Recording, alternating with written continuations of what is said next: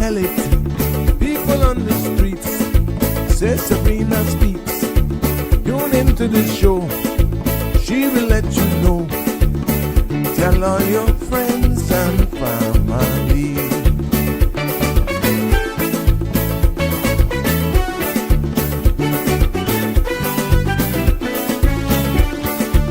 Real talk is no joke. You get the news straight up from grassroots and concerns. You hear some people gone. So tell all your friends to tune in to Good evening, Cayman. I'm Sabrina Turner, and welcome to Sabrina Speaks, your daily dose of clarity, truth, and community insights. Every weekday from 5 to 6:30 p.m., we're tackling the issues that affect you, from national headlines to grassroots concerns. Whether you're in traffic or winding down your day, this is your chance to hear it straight and speak your truth. So buckle up, Cayman. We're not holding back. This is the show. We gotta let you know. Now we got to go.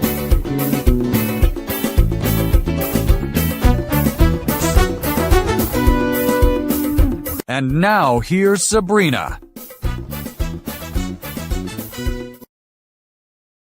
Well, good evening, everyone. Welcome to one and all, near and far, and definitely far, because our Sabrina Speaks family from around the world, including the Australian fans and the UK family.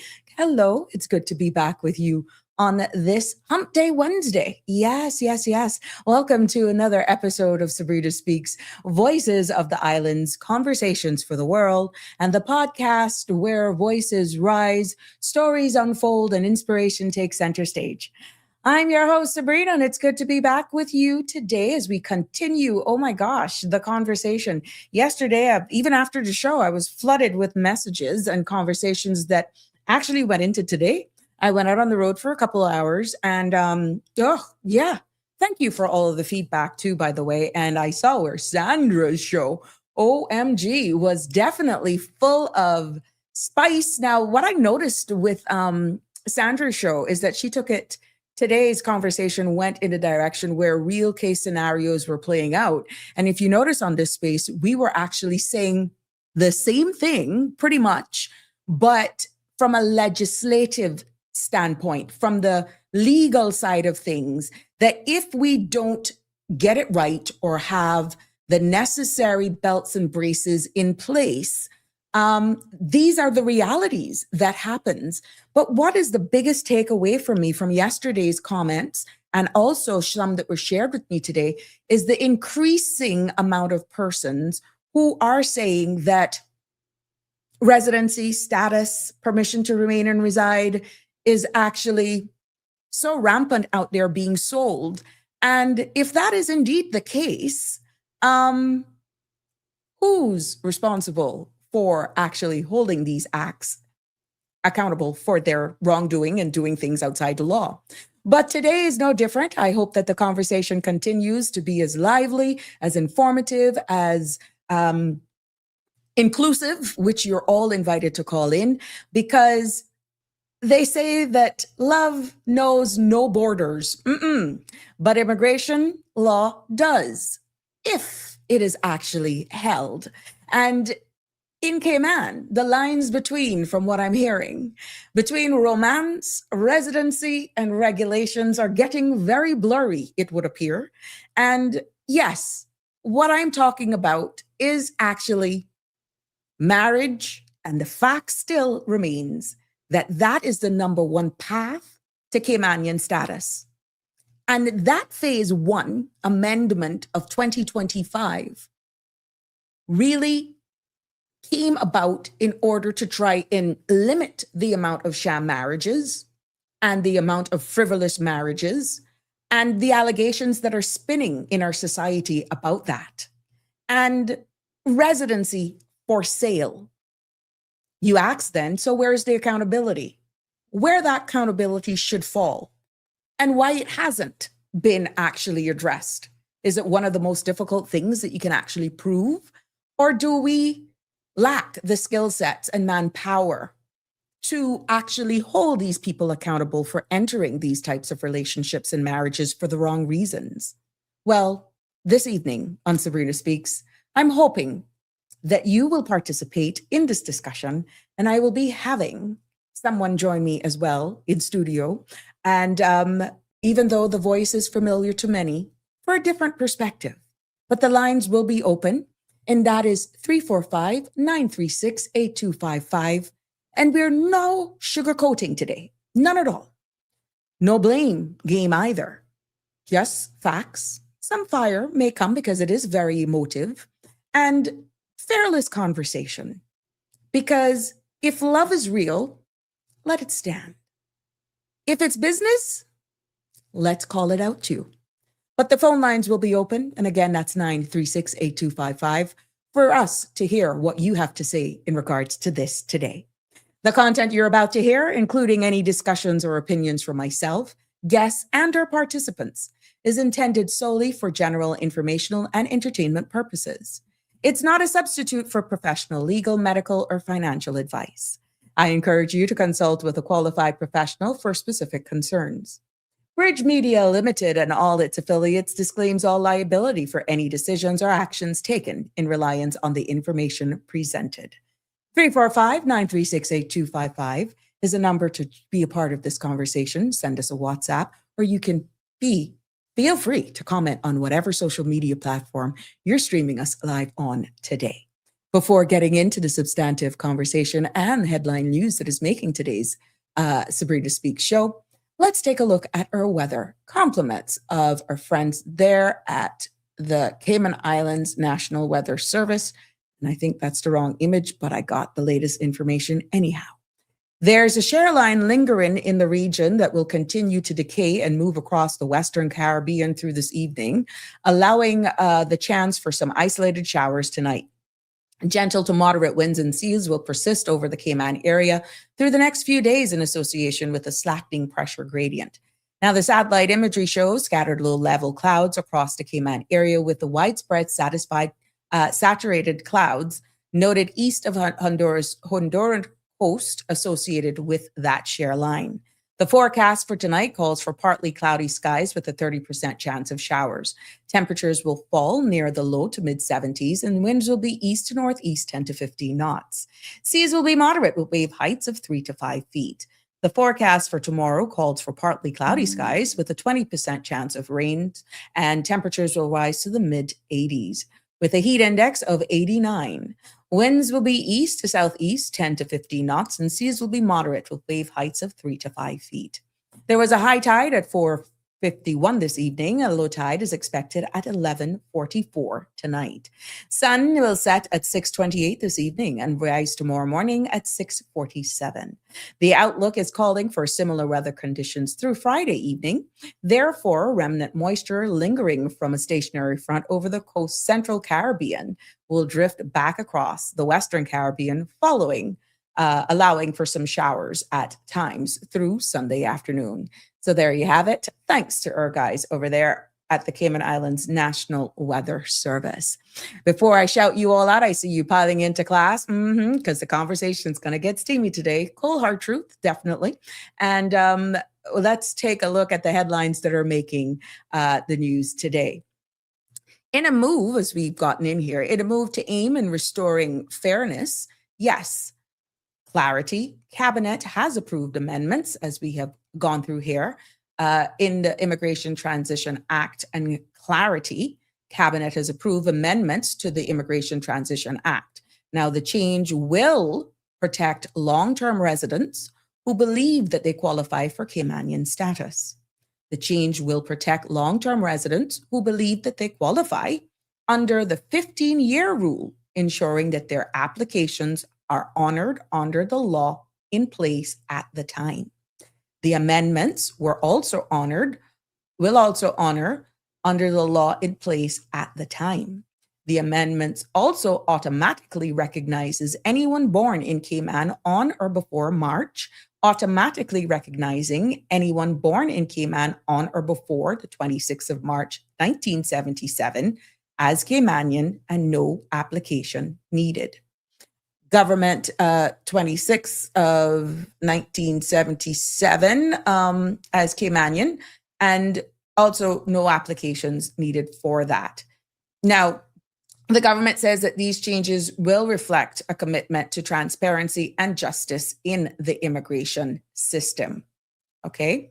A British man convicted of human smuggling in the Cayman Islands is now fighting deportation, claiming it would violate his rights as a father.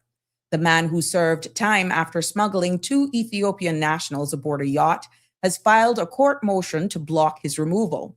He argues deportation would disrupt ongoing child welfare proceedings involving his young daughter, who remains in government's care.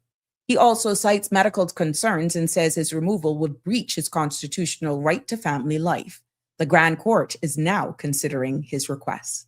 Taking a look into the Caribbean, tensions between the United States and Cuba has escalated sharply following a deadly maritime confrontation in Cuban waters.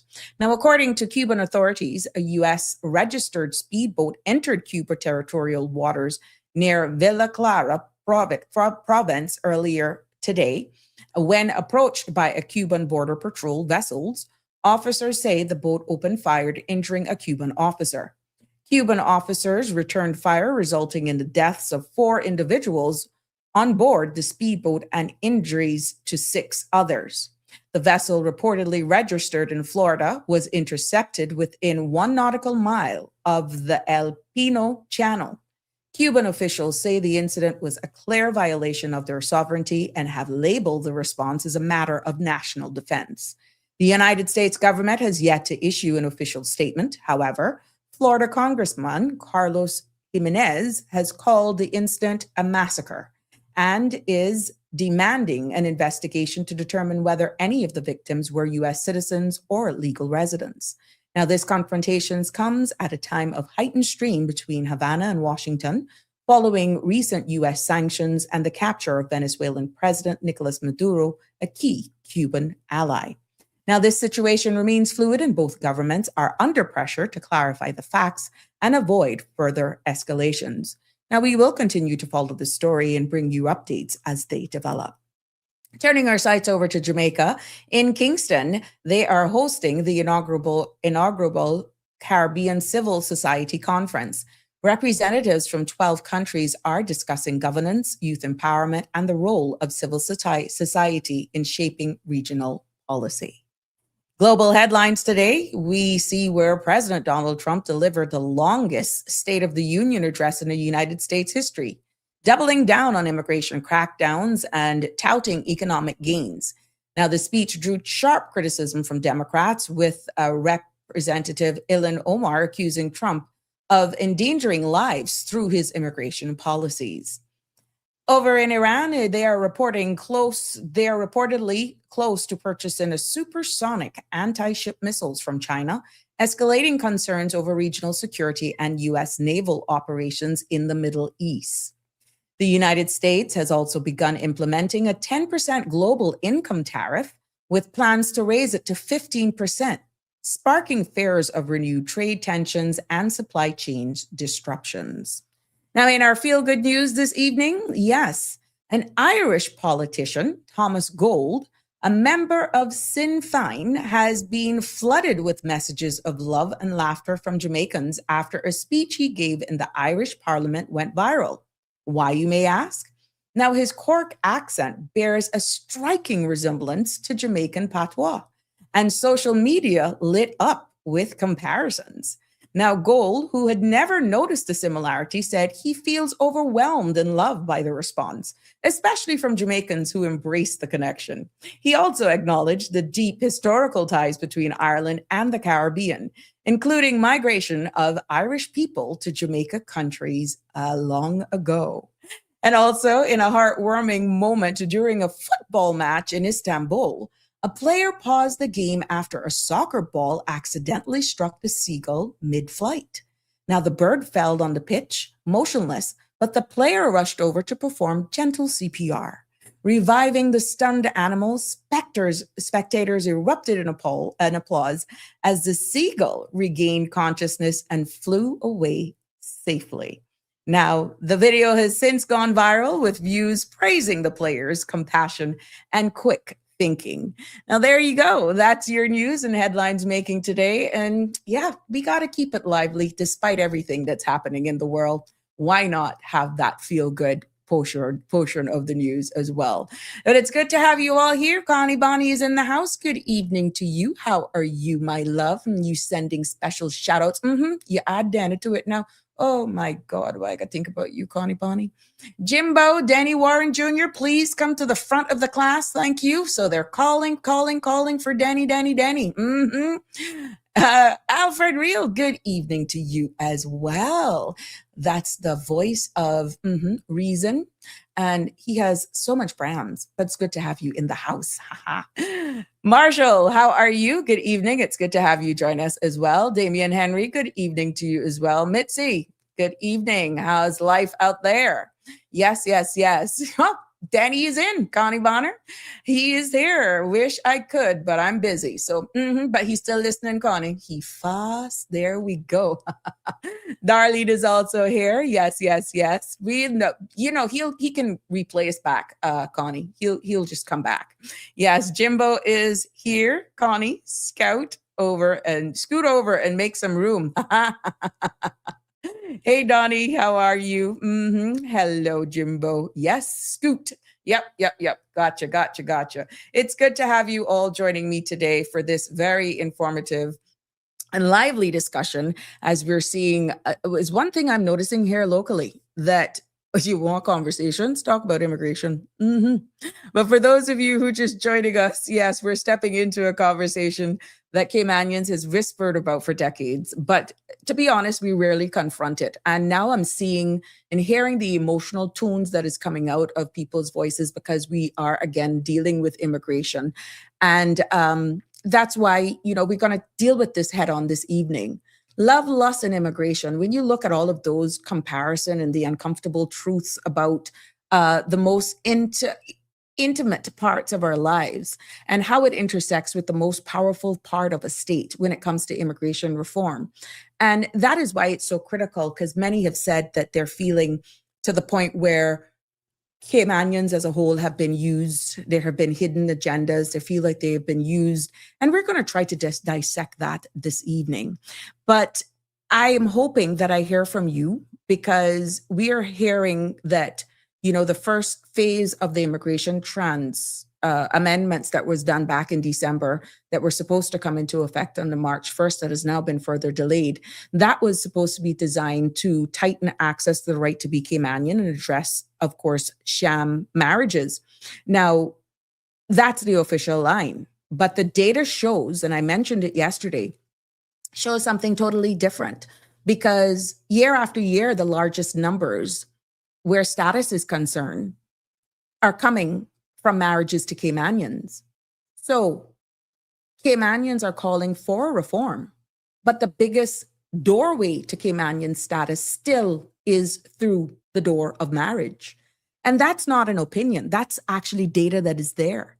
And I'm hoping that by this, it would shine a light in this discussion and open up what that means, what that says about us as well. So let's start with it. And like I said, joining me today virtually is the voice that will get a lot of you with maybe goosebumps. I don't know. Chills. I don't know. It all depends. But a voice that has many going and a voice that we appreciate. Always bring value to the conversation. But the phone lines will be open as well. And we want you to participate and join in on this conversation. I welcome to the studio, the one, the only, just say good evening and they will figure it out themselves. Good evening, my guest. Good evening, Auntie Sabrina. Good evening, everyone. There we go. It's so good to have you in here. Yep, sit tight, Connie says. It's good to have you join me on this first time so that we can actually free up the phone lines. And I've thrown the opening out there. And I'm hearing it's almost a spin-off from the conversation that ensued this morning on Sandra's show. And even though you have been very active, you always participate on the Sabrina Speaks show, as we look at it from a legislative standpoint, we have bigger issues at hand here. And I think we need to just own up with some of the problems that we're seeing. And then trying to understand, dealing with people with dignity, but calling it out for what it is. And that is why I'm so happy for you being a male and giving your perspective, sound advice as well, you and many others who chime in on this show. When it comes to exactly what that is about and love overall, when you're actually seeing where the stats don't lie, that Caymanian status numbers are still high, yes, but it's through marriages to Caymanians. So I welcome your input on this, and I know we can go into other areas of people feeling fearful. I heard some of the commenters saying that people are fearful, that they're being used, and the immigration system is there now. We're tightening it up for those persons who got into unions that were obviously for other reasons, and we're going to use the immigration laws now to send them home so they can't take advantage of us anymore. It's a plethora of things. But do you feel enforcement officers and immigration laws should be the ones, be the mediator in relationships that persons choose to enter for other reasons other than what it should be, for gain, for just to help you out because you're a nice person? What's your take on that?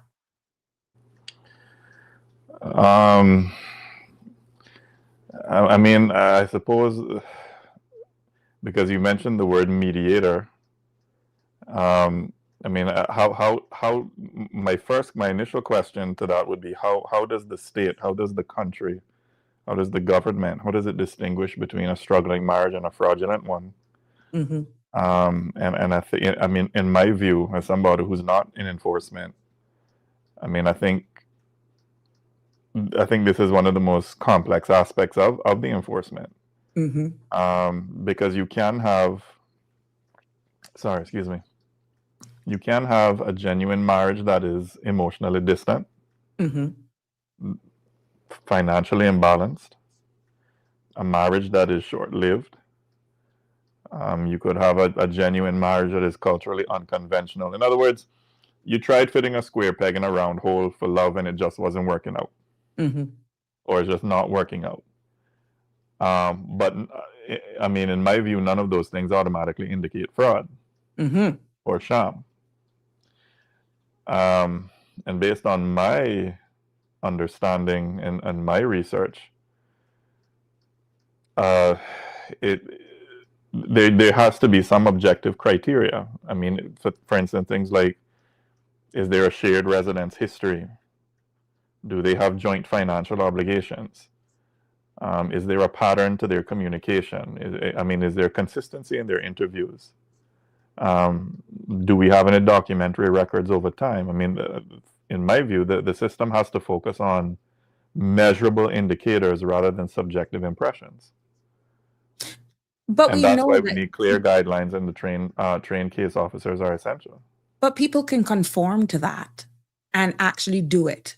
Play by all the rules, play by the game, get their Cayman passport, get their UK citizenship, get their status, and then your life is made a living hell. What I'm saying is we're looking at the point where persons, and I'm hearing and I'm seeing the feedback, that persons are actually entering these unions for gain. There is no test, no litmus test any enforcement officer can do if both parties enter it knowing that they're not in it for the right reason and you're just helping out a situation. But how can anybody ever know that? Unless it's reported on. But you're hearing how many are out there right now that persons are saying we're entered in for every other reason other than what it should be. Why? I guess you can't really apprehend somebody unless somebody's willing to go and make a formal complaint. But are we actually penalizing good people who entered it for the right reasons with some of the proposals? Well, actually, what has been passed, we still haven't seen the regulations. But because of some of these persons who are entering frivolous relationships, that has now caused the time in which one acquires status 20 years is not going to really solve the problem, is it? But how do you determine that it's frivolous? I mean, what objective criteria?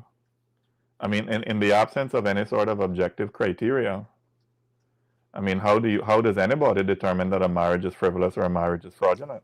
It's really hard unless both of the parties actually say it, which is why I'm saying tightening up the immigration laws on that, understanding that the stats are still showing status being the highest one on the grounds of marriage, is really the way in and the easiest way, because you don't even have to graduate to status. Remember, the residency and employment rights certificate as a spouse of a Caymanian no longer has a 7-year expiry date. That is open-ended. You're still through that facility able to get naturalized, acquire a Cayman passport, get British registration, get a UK passport without ever applying for the right to be Caymanian. And remind me, hold on. My understanding, well, before the new law, with the 15 years and 20 years thing, was it not the case where it was, if I say I'm an expat and I'm married to a Caymanian, under the old, if I was married to them for 7 years, I get a sort of conditional status that can be revoked, but then after an additional 3 years, I get status outright? What the law says is that once you were granted Caymanian status, you had to keep that union. The marriage had to be celebrated and in good standing for an additional 3 years for a total of 10. Should it go south, in order for you to keep it. You see what I'm saying? So you meet the 7-year threshold for being eligible to apply for Caymanian status. You get it. But then you need to maintain that marriage, that union, that relationship for an additional 3 years for a total of 10 in order to keep it should the marriage irretrievably broke down. But then we will notice that during that 7 to 10 year period, that expatriate spouse may have already been here legal and ordinarily resident for 15 years. Even if the marriage goes south, and let's say the marriage was not for 10 years totally, right? They still had the opportunity, because they're legal and ordinarily residents, met the 15-year threshold and they were naturalized, they could still switch over and make an application on the grounds of naturalization. And that's the British Nationality Act. So there are a lot of things going on there that will hinge on legal and ordinarily residents and someone having naturalization. You understand? So pushing the eligibility to apply for Caymanian status at 15 years of marriage, your legal and ordinarily resident status is still counting, because the 15-year threshold under the British Nationality Act remains. Remember, you don't amend that locally. That's amended in the United Kingdom. You follow me? So once you're naturalized and you keep here up to 15 years, you're eligible to apply for Caymanian status through that door. Anyway. Anyway, which is what Mr. Balika was saying to a degree when we were speaking on the grounds of marriage. So, and he brought up another thing. I know we're going into to those who feel that they're been played, and this goes for both genders. I think I heard a number of persons comment this morning that the main reason some of the females feel so bad is because they're fearful. Let me tell you something. That statement was profound.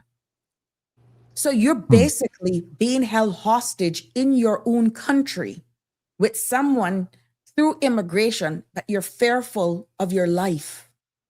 My love, that in itself sent chills up my spine. You can't defend your own citizenship because your partner, who you're married to, pretty much scares the bejeebers out of you. And it's like you have nowhere to turn. That shows something bigger than immigration reform that we have at hand. I agree. But where does that come from? imported cultures, bad decisions. But you don't know. Not everybody knows. Not everybody shows their own hand. I could fall in love with you and you don't show me who you are until you get every paper. And then you True. change on me overnight. True. And I remember a It's an story. act. It's an act. And I feel that is the position that a lot of Caymanian, since we're protecting Caymanian citizenship and the path to solidifying that for our expatriate partners, that's the part that is bringing out the anger in our Caymanians who feel that they are just a meal ticket. Remember, we had a caller yesterday that alluded to a sandwich and they can get what they want. Maybe that's the same way it's looking at for Caymanian status through some of our Caymanians. It's that simple. You just offer them a 500. You take them out. You understand? You see where I'm going with that? Yeah. You maintain the image. Yeah. But I mean, in my like hearing stories and stuff, especially with our following on from the conversation today in the morning show, I do believe that a lot of Caymanian women suffer from low self-esteem. And they are willing to put up with foolishness just to say that they have somebody who loves them. And I mean, too, and I don't say that lightly or flippantly to put it on, the Caymanian women, because women typically the world over are judged by their relationship status. Right? I mean, if a woman is single past a certain age, well, either she can't keep a man or she can't get a man or she's lesbian. Yeah. Right? And then, with just how a lot of our people go through trauma growing up, and a lot of them, they suffer from low self-esteem, and when they find somebody, a man who is willing to give them attention, even if it's bad attention, it's still attention of a kind, and they're willing to put up. What I really want to say to you, I don't know if I can say it on air because I don't know who's listening, but there was a comment that I passed earlier on the show, on the early show on Facebook, talking about being hypnotized by a certain body part. I mean, there's some. I know. I personally know people who the man beating them. You offer help, they turn it down. Oh, it's not that bad. Or I really shouldn't have said that to him. That's what caused him. That's what got him angry. And when you hear, and then through more conversation and other days, it because he can throw it down on, I'm good in bed. And they decide to put up with the abuse because they can only think because of the satisfaction that they get in their personal time. Well, that's pretty sad. So, I mean, what like nobody else giving me attention. So at least I got somebody who's attentive to me. But a lot of our people suffer with that. The low self-esteem part, that plays a part. I agree.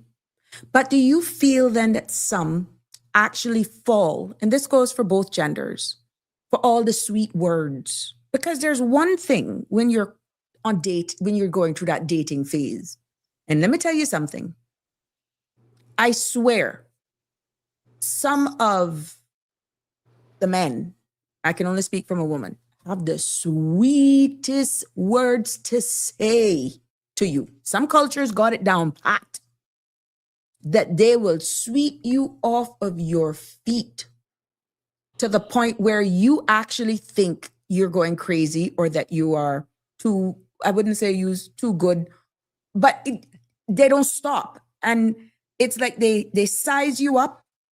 They tell you all what they want. You become gullible. You spill your honest truth, thinking they are being the same, but it is coded in their genetics that they'll always be players. And you get played. And you live stuck with OMG. How come I didn't see it? While, as I noticed, some of the comments came in, every member of their family end up being here on you. You still bearing all of the financial expenses as they embold themselves. And then people are saying, well, just because you're Cayman Islands, I got my papers through, you're not going to control me. Because if it wasn't for me, this, that. But where did this character come from when during the dating phase, they struck every right chord that would make you melt like butter on popcorn? But I think that's where it goes back to a mixture of low self-esteem and not being savvy to the games that players play. I mean, look, you have to be guarded, especially in this day and age where anybody can say anything. And do you know what a trauma bond is? A trauma bond? No. A trauma Explain bond. it to me. All right. So a trauma bond is when somebody feels deeply attached to a person who hurts them in some form or fashion, right? It's when the person who causes the pain is also the person who gives the comfort, right? And the emotional roller coaster creates a powerful attachment. So let me explain how it is. All of us have nervous systems, right? We have brains, we feel pleasure, we feel pain. We tend to move towards things that give us pleasure, and we tend to move away from things that give us pain, right? So what happens is it's a cycle of pain and relief, and then pain and relief. And then what happens is that you start programming your brain, linking the relief to the love, right? Not any attraction, it's the relief, right? So how it usually starts off, it starts off very intense in the beginning. You get lots of attention, you get lots of affection, you get the big promises, you get the big emotions. I mean, they call you constantly, well, you're different. There's, I've met a lot of women, but there's something about you, Sabrina, that just I can't take my mind off of you. And Yes. and like I'm crazy. I have to have you. And and he says he's never felt this way before. And you feel powerful. You feel special, especially if you're somebody who is coming from a background where you feel like nobody wants you or nobody likes you, or you come from that low self-esteem. Here is somebody who's giving you all that attention. But what I want people to pay attention to is that it comes suddenly. It comes all quickly, all up front, very intense in the beginning. And you have to learn to distrust your own wanting to feel that. And you have to be a bit more guarded. Right? So then now, so what happens now is that you fall for the person, you get together with the person now, right? Then something in the relationship shifts. The criticism comes out. You see the little flashes of jealousy. I mean, we all get jealous. Arguments happen, you get the silent treatment, then the anger. So, for example, say you're with somebody, all of a sudden, well, he sort of accuses you of flirting with other people, right? He accuses you of flirting. Then because of that, now he withdraws his affection. So that sweet put down that he put down on you in the bedroom, now, all of a sudden, now you're not getting that no more. All right? And he starts to make you feel like you did something wrong, right? Now, you're going crazy because you're saying to yourself, well, what did I do? I don't understand where this is coming from. Then all of a sudden now the kindness starts again. This is where the relief now comes in, and this is where people confuse that with the love. So all of a sudden now, baby, I'm so sorry. I really shouldn't have. It's just that I love you so much. I can't stand the fact that you would talk to somebody else, and I can't stand to see him with you. He can't love you like how I do, and I can't lose you. Let's start over, and you begin to feel that relief. So what happens is your nervous system relaxes, right? And now your brain connects that relief to him, to the partner, right? So your body goes through the stress during the bad moments. Your stress hormones spike. Then the person is nice again. Your brain releases the feel-good chemicals, right? And the contrast makes the good moments feel intense and addictive. It is like gambling. Mm-hmm. Right? It's like when you go and most times you're gonna lose, but that one time, all right, you know what, just one more roll and I'm gonna give up. You roll, right? You get a jackpot. Now all of a sudden you want to go back for it again, even though you know that the chances are you're gonna lose more times than you win. Mm-hmm. That's how trauma bonding. That's a trauma bond. So this could be done by both genders, because I Oh see yeah. where Oh Jim yeah. is saying women can be players as well. Men more so, yes, but the players play in both sexes. And Mhm. we're identifying that. But what we're seeing now, linking it back to the great immigration reform, is that for those who enter these relationships for alternate reasons, is it fair then that we should be actually, or the board should be tasked with being the referees for those marriages, especially if you realize that they were entered into in the first place for alternate reasons based on feedback that people are giving? Yeah, but who's the people giving the feedback?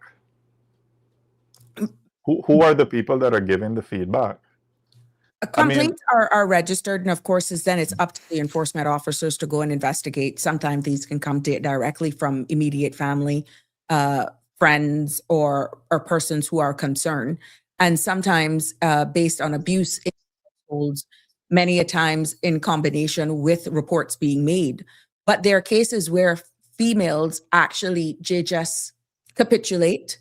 They stay in the home because mhm. our share size and society, and they're actually being exploited by these bad characters, therefore holding the losing end of the stick, because it's like all odds are stacked against them. And a lot of them are crying out for help, but they're crying out not being heard because of the very sheer size of our society, and in many cases some of them fear their lives. I hear what you're saying, and my heart goes out to them. Um, but I mean, I'm just a lay person, right? Yeah. We're just having the and ladies and gentlemen, the phone lines are open, 936-8255, or you can also call in on WhatsApp as well.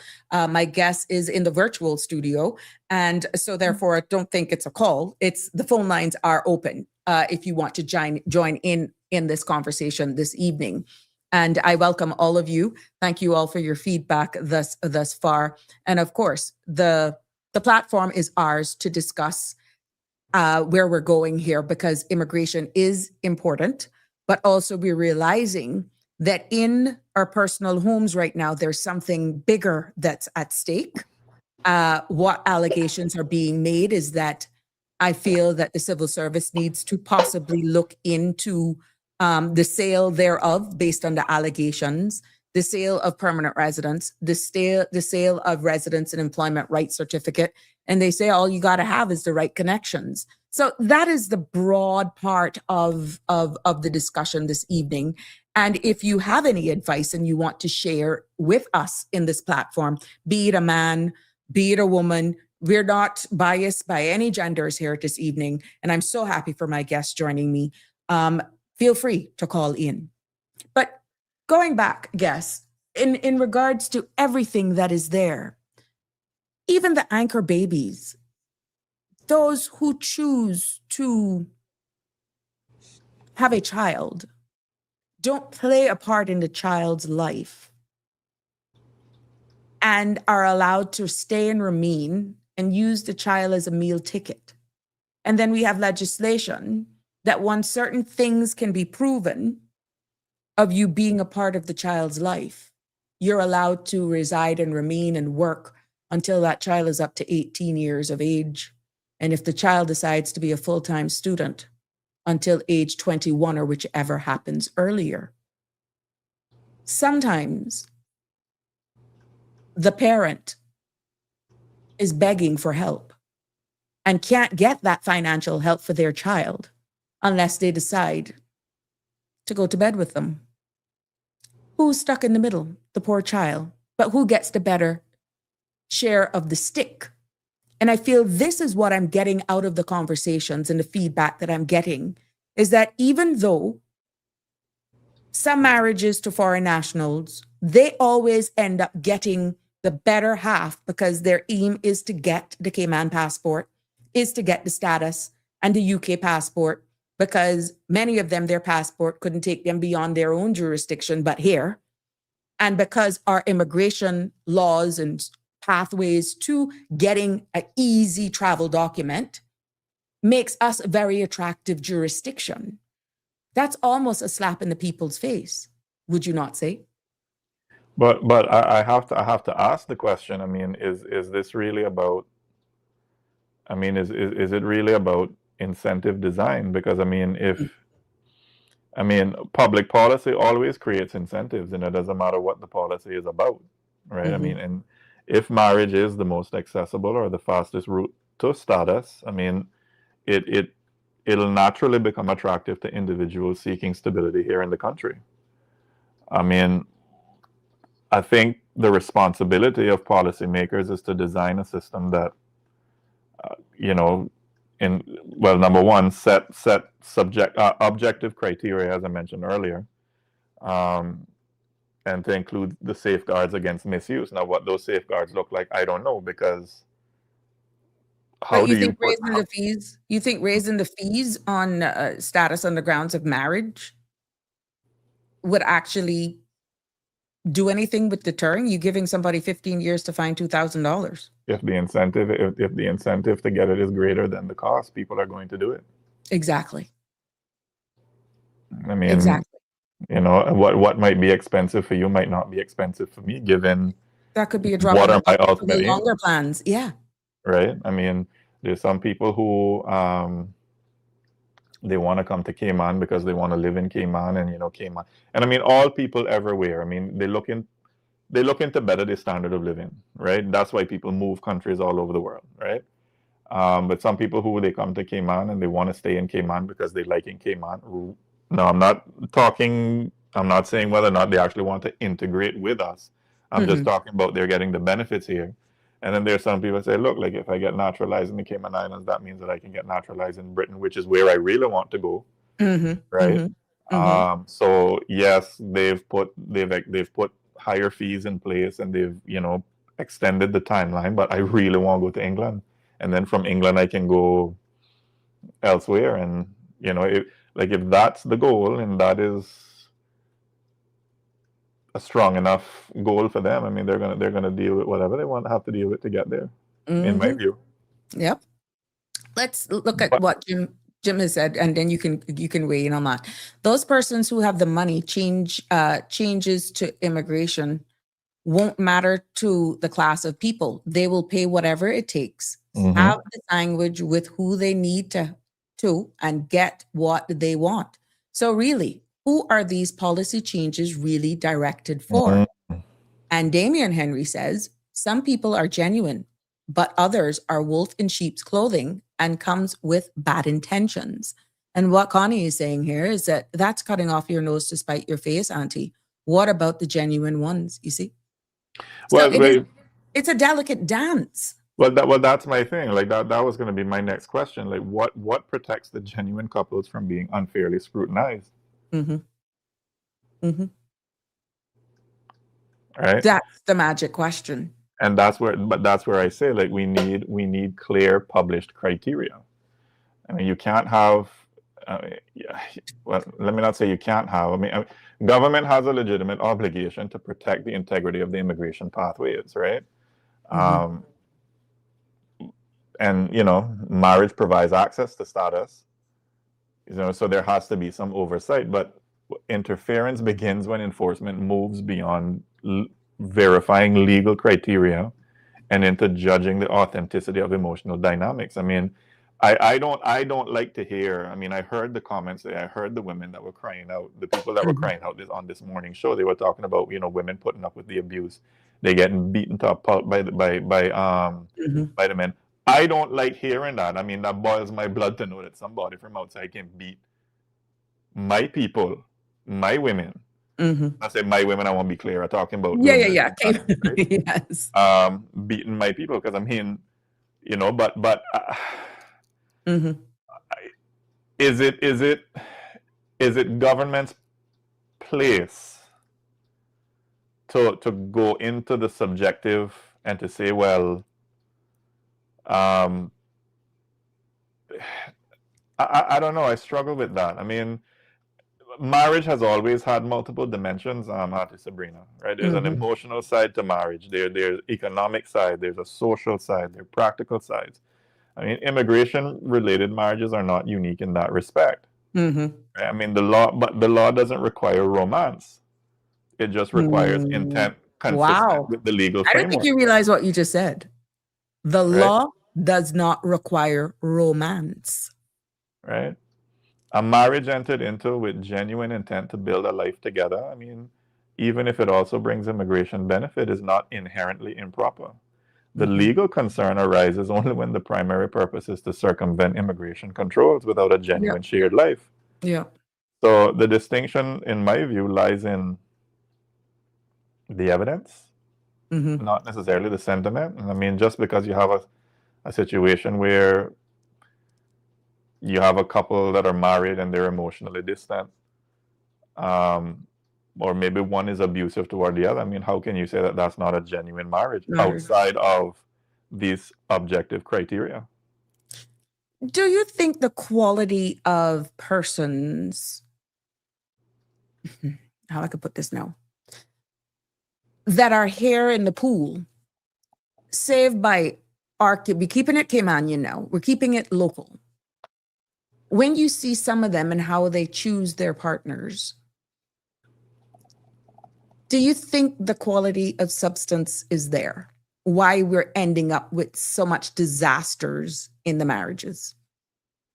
Do you think that some really fall for some that you could see them a mile away that they were a player, that they have a hidden agenda, and what's in them based on their culture, their background, that it was inevitable? It's only a matter of time. Do you feel that pretty much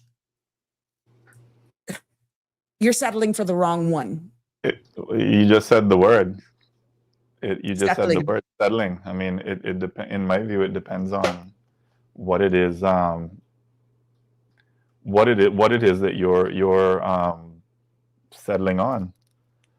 I mean, what one person calls low quality, another person may call, oh, well, all right. Okay. I don't want real talk. I'll give you real talk, right?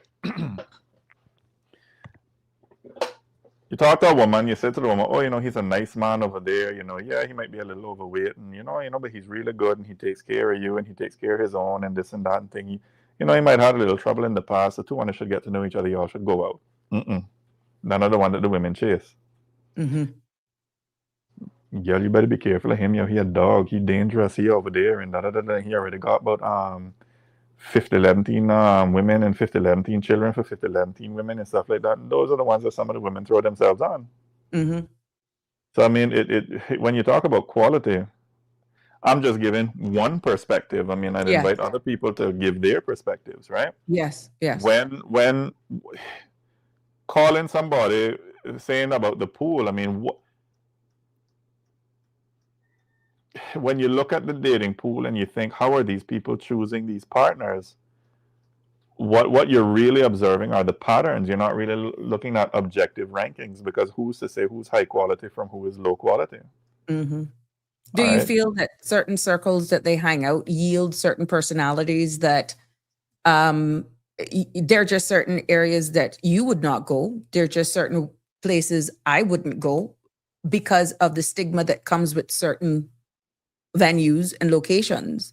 And it's almost like a disaster. And it aligns with possibly, this is not stereotyping by any means, but that usually is an idea of what you could be getting into permanently based on where you go, how low, how high. Understanding abuse, manipulation can come in all forms, from the highest executives to the lowest man. So this is why I had to make sure that you understood what I was saying. But the chances are greater when you take, how can I put it now? And this goes for both genders. This says, I used to hear my grandmother say this, you can take the pig out of the mud, but you can't take the mud out of the pig. I mean, Cayman is such a small society. I mean, we have pretty unique dynamics. I mean, the pool is smaller. Reputation travels fast. Social circles overlap. Economic and immigration realities shape relationships. So the choices are influenced by convenience, status benefits, financial stability, community pressure, limited options. I mean, it all depends on what it is you want. Like you said, what is it you're willing to settle for? Right? I mean, single life not really that bad, you know. Peace of mind. Peace of mind not that bad. Listen, you cannot put a price on peace of mind. Relationships are not for everybody. But I have a friend who says we're not designed to being in this world alone, but we're looking at that right now with all of the disaster stories that we're hearing. My heart went out when I heard those callers this morning. I'm being very honest with you. For the conditions that some of us are living under.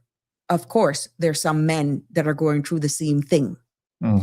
But I'm finding that more women are more susceptible to calling in and speaking out on what they're actually experiencing than men, because again of how men are perceived. So it is both genders. But we have a caller. Good evening, caller. Welcome, you're live. Hello, good evening, Sabrina. Hi. Welcome. Good evening, Alfred. Hi, Auntie Sandy. How are you doing? I'm good. It's definitely a very interesting conversation. I was just tuning in. And I think the one thing we can all agree on is that relationships are complex. I mean, that's why when Alfred said you're better off sometimes, there's nothing wrong with being alone, I had to chuckle because that is certainly the simpler option. And, you know, even the research and the data shows that single people are actually happier than married people and people in relationships. Isn't that crazy? Yes. Yeah, it's true. We have built this, and I think it's part of it is to procreate and to ensure that the human race continues. We've kind of built this concept of relationships and bonds and all this sort of thing. And even the idea that you could have one partner for your entire life, which, you know, nature, there's various animals that do that, right? That have that level of commitment. There are some, to be clear, but they're not, that's not the norm, if you will, for the majority. So I think that we are out here trying to like discover what makes us happy, what keeps people together, why are people drawn to each other. And I think in the context of Cayman and immigration, you have to be realistic. I've known quite a few couples actually who they were in a relationship, they were dating, and you know, everything was good, whatever. But the decision to marry came quicker in the relationship because one person's immigration status was going to be impacted if they didn't make that decision at that time. And that included sometimes even expats. You know, like, okay, one's about to get rolled over and the other one is still here, but because they're not married or they don't have, I guess, any kind of registered partnership, they would have to leave. So then they said, well, we're eventually going in that direction anyway. So let's go ahead and just pull the trigger and get it done. Sometimes the parties involved one being a Caymanian, and of course that always tends to raise eyebrows a little bit, like, why are you marrying this person so quickly? Or at the end of your term limit, why, if you were dating for 4 years, why didn't you do it before? Exactly. And now you're 6 months before your rollover. Now all I'm getting is a marriage certificate. This is a marriage of convenience. It's and you know, automatic. the funny thing is, even if you're not in that situation, you think about it because you think about what will other people, so like, I'll tell you a story with myself. Someone, you know, of course I'm in a public space, so people always feel like they have something to say. right? And somebody was saying, oh, she just married this guy because he was about to get rolled over. I had to go double check. Of course, I didn't know anything about no rollover. So for my own benefit, I went and double checked to see when was it that he was actually due to leave, and he wasn't anywhere near his time limit. Like that. I just went and double checked because the next time somebody comes to me and dares to say something like that, I will definitely be able to say to them, hold on. Actually, he had another 4 years or whatever it was. So that could not have played a role in this situation. But isn't it sad that if you are in a relationship or you marry a foreign national, you almost feel like somehow you have to justify or explain that potentially you have to prove to the public. Yes. Yes. And that's really nobody's business. Small island development states, again, one of the disadvantage. Yeah. And so it's like pretty wild. It's pretty crazy that this is where we have come to. And I'm not saying that that's necessarily unique to Cayman because, like I said, sometimes I sit down and I watch these 90-day Beyonce people. And it's interesting that every single one of them, people are like, oh yeah, this person is basically trying to use you. And you have to try to look at it as objectively as possible. But the bigger question is, are all relationships not a form, and I wouldn't say marriage of convenience, but are all relationships not mutually beneficial, or at least beneficial to one of the parties? Why else would you be entering a relationship? Exactly. I mean, I was reading this book. Yeah. Like for me, at my age, I was like, okay, been there, done that. To be quite frank, if I didn't want to start a family, I'm not so sure that I would have gotten married again. Because I'm happy to just be like, okay, in a long-term committed relationship.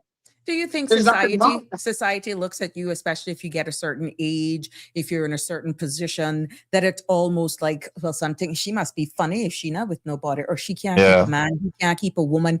And it's almost like your family, like, well, you're not gonna find somebody else, or you're not gonna get married when you gonna get married. A lot of there's a good friend of mine, she gonna laugh when she see this, but she always posts stuff on her social media page where she's like, listen, she doesn't have any kids. She's not married. Well, she might have more recently got married, but anyway, other situation. But, for the longest time she wasn't. And she was like, why do people keep trying to pressure her? That's not for her. It's not for everyone. But yeah, people do kind of look at you suspicious as though there is something wrong with you. And, I think people just need to ease up on people. Everybody has choices to make in life. Not every woman wants to get married. Not everybody wants that supposed fairy tale princess thing. And, a lot of women also don't even want to have children anymore. They don't want the headache. They're happy with nieces and nephews or not at all. I mean, some people don't even like kids, So I think we need to give room in the conversation and in our communities for people to just be authentically who they are themselves. Right? And unfortunately, we don't do enough of that. There is definitely, especially when it comes to women, men have a little bit more freedom. But when it comes to women, the expectations are really, really heavy. When are you going to get married? When are you going to have kids? When are you going to do that? And it's just like, just ease up on people, because sometimes that pressure forces people to be in situations that ordinarily they wouldn't even be in. And worse. And then that is where it's like detrimental. It's abusive. Because they take out the resentment on the person that they're with. Yeah. And it's worse if, God forbid, if you're on your second or third marriage, automatically people are thinking something's wrong with you. What's wrong with him? What's wrong with her? Can't keep a man. When you may find out later on in a relationship that you're just not compatible. Exactly. Yeah. And I mean, I think when you have the time to get to know someone, but then people also change. So, one of the callers this morning was saying how she was with this guy for like 3 or 4 years before they got married. And then within 6 months of them getting married, her opinion is he changed. Complacency setting. And so I'm like, some people just waiting for that once, because they feel like, okay, they've got you. I lock you down. Yeah, they put a ring on it. They got you. Now what you gonna do? Mm-hmm. And you know that the one thing about a marriage is it's easier to get in than get out of it. Yep. That much I know. Cheaper to keep her. What? Cheaper to keep her. Cheaper to Or- keep her. Cheaper to keep her. Yep. Mhm. Yeah. So But um, Auntie Sandy, I have to ask you, Mhm. right? Because one thing Auntie Sabrina thought, she talked about the dating pool. I want your thoughts on it, right? Because as I'm listening to both of you speak, and I'm going back to a comment I made on the early show today, right? When people say the dating pool is terrible, do you think it would be appropriate to ask, what patterns am I contributing to, and what am I attracted to, and what red flags do I ignore, and what boundaries do I struggle to enforce? I I'll mean, tell I you think why. everybody has that struggle, right? I'll tell you. Everyone has the struggle of, because I kind of feel like most of us are accepting of things that we probably shouldn't be, because we've seen these dysfunctional relationships and come to accept them at some level. Mhm. And God knows every woman, I think, has been in that situation where you were really into a guy, you're really in love with him, and therefore you compromised. You never thought you'd compromise your principles, your positions in the way that you did. So perhaps there were things that you put up with Mhm. once you've got a baby with someone or whatever that ordinarily you would not have put up with. Mhm. You know how many women would say, I would never in a million years let a man hit me. And then you get in a relationship with that type of person, with that abuser. And because you have a child with them, you go, oh my God, I can't leave, or maybe your finances are not where they need to be. Now you feel like you're trapped. Or So I because the think, makeup sex is better after. well, No, I don't let's know about talk. I that mean, one, some but people, some people stay for that. I yeah, can tell some you people there, stories. it might be that low for some people, but I think that everyone has probably at least had one relationship where they just put up with way more than they should have. Let me clarify, right? Because I commented this morning, and okay, and again, I'm not condoning abuse. I'm not condoning bad behavior or anything, or thing. I'm just saying how I see it, right? A lot of the women commented this morning, and some of them called in, and they were talking about, how some of the men are very the man should stay committed, and the man should say this, and the man, and all of that may be true, right? But then if you go out on Batabanu, Cayman, certain songs blaring at top volume, Oy. oh yeah, the man is the gallus, and he got all these girls and this and that, and the fat, and he kept, and the women are the one that winding up and dancing to those same songs. Do you think that sends sort of even if it's a subliminal message, do you think that sends some sort of message into the men that, well, they seem to be okay with this?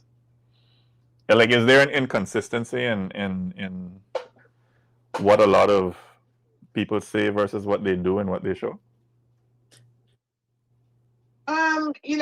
We had this discussion during Carnival because we were looking at some of the outfits that some of the women were choosing to wear. And this became a question of, they're in professional positions, and what kind of message does that even send? I remember one young lady that I'm really, really fond of is like, don't judge us based on how we look and what we have on and what we wear.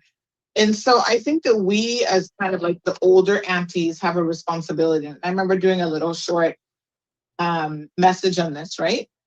We have a responsibility to give people this reality check, especially women, because we are judged by a very, very different standard completely. And so when you're out here thinking that, oh, you can be just as free as the man in the streets, so you can choose to wind up on him and not necessarily him winding up on you, and that's going to be okay, and people are not going to judge you based on that, you are highly misguided. People will judge you in your community, in your families, and even from a professional capacity perspective, right? Yeah, and that's not going to bode well for you. Yes, people, I'm sure, have lost out on job opportunities and maybe didn't get that promotion because they appeared to dress a particular way or to have a particular reputation. And sometimes the companies will even step up. I know there's a young lady who worked at Maples, and she was a Caymanian attorney, and they had to step up and kind of pull her aside and said, "Listen, the way that you dress and come to work, we feel like you're going to a nightclub, and it's like full makeup, full this, all the like 12-inch heels, all kind of stuff." They're like, no. That does not represent our corporate environment, our corporate culture. So when they're out there, to answer your question, Alfred, when they're out there winding up on the men, I do feel that sometimes there's a bit of pressure on them, especially in settings like that, where they're trying to prove like they can be just as fun as the guy, and they're there to have a good time and whatever. There is that kind of pressure, and I mean, some people blame it on feminism or whatever, but there does seem to be this degree of pressure that comes with this, and so women cave in, and they want to be the life of the party. They want to be the party girl who can hold her liquor just like the guys can. And the reality is there's always a price to pay for that for women. And so I think, as someone who I've never really been a drinker or party or anything like that. And again, I think that's in part because, my aunt just she was old fashioned. So she raised me completely different. There were some things that were so embedded in me that even when I was out on my own, I was like, yeah, I'm not doing that, But you I think do think you think that's fair? No, that but women are actually held to a higher standard, because I love my wet fets. I love to dance, and yeah, everyone knows I'll have me an adult beverage or 4 or 5. And I have been, I used to tear up Office. I used to tear up Peppers. And like I said, I never missed a wet fet, but I was always with my partner or families. Now, does that make me a bad person? No. No, I mean, I don't think any of it, listen, I don't makes you a I bad don't feel person. that any of it makes you a bad Or person. look anyway, or should that interfere with any job opportunities for me? Or I think the reality less? is it does. Even for the men, but the women get judged a little bit harsher. That's what I think. Well, I So just with want, your husband. well, I just wanted to give a male perspective on in terms of that, right? Because you have not all men. I mean, as I said on an earlier show, not all men are dogs and not all women are angels, right? But for the man, I'm talking about from a man's perspective, right? So you have a man who maybe he was raised with better values. There's a certain way you talk to a lady. You don't talk to ladies certain ways. This is how you conduct yourself. You don't roam around the neighborhood like some dog off his leash, right? You this is how you're supposed to conduct yourself around a woman, right? But then when he goes out and he sees that, okay, well, this is what women seem to glorify from what he sees, right? From like, the Bat Banu and the festivals, and she winding up and she this and she that. And he's like, okay, well, I can't get a date. I can't get somebody to look my way. I can't get anybody to talk to me. I can't get anybody. It's like, okay, well, maybe I need to get more of an edge, or maybe I need to, but then he now thinking, all right, well, how close is the edge before I fall off, right? Because it seems, and I've heard these too. It seems like for a lot of these men is that they see the bad boys, and they see what bad boys can pull, and they see the attention that the bad boys can pull, right? The ones that leave broken hearts in their wake, right? You talk about feather in their cap, they have about 50 feathers in their cap. He slept with, 50, 11, and then of course, the more he adds, the more he's seen that, yeah, boy, he's a boss, and he the gal is the bad man like that, and this and that. So when a good guy sees that, and he sees that, well, this is what the women seem to gravitate towards, does that not also, like that, that's where I was coming from with that question. What a society we live in, but it doesn't make you any less than human, even if you're in a corporate position. And I feel a lot of people actually judge you, not realizing that you're human. understanding there's certain rules. Please, guys, don't misunderstand me. That you are held to a higher standard, but it doesn't mean you're less than human. If you're getting where I'm coming from with that. Mm-hmm. I just feel in the small society that we're in, it is even that much harder because everyone knows everybody.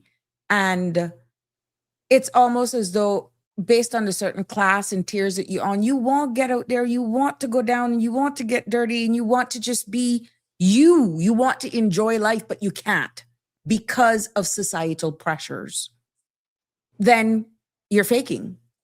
And you feel that that's probably why a lot of people suffer in silence in broken marriages, because even if they have to make complaints to a board, we know how much hands a particular letter has to go through in immigration, for example, before it gets to the board. And we don't know how people may feel. So it is a delicate dance when we look back at immigration, how we're judged, everything in regards to how even we conduct ourselves. Yes, women are held to higher standards, but it's almost like giving the men a free pass also to do these things and get away with it. I see where Jeremy had actually posted here. I've been stabbed, fingers broken, hit in the head with bottles with a Caymanian girl, baby mama. I've never hit her, held her down. This goes both ways. I've been here 23 years. 2 daughters from 2 Caymanian baby mamas. I can't leave my babies. You see? Mm-hmm. And I thank him for speaking out and being honest with that. So it really does goes both ways. Mm-hmm. Very interesting. Jim says, I believe you can have 2 women or 2 men doing the same thing, acting similarly, and the 2 women will be viewed differently, as will the men based on who they are, their looks, and how they're dressed. That's factual. There's a biological reason for that, though, you know. Tell us. You really want to turn this into a science lesson? All right. But basically, I mean, when we talk about culture, right? Culture is a large part of culture is based on biology, our biology, right?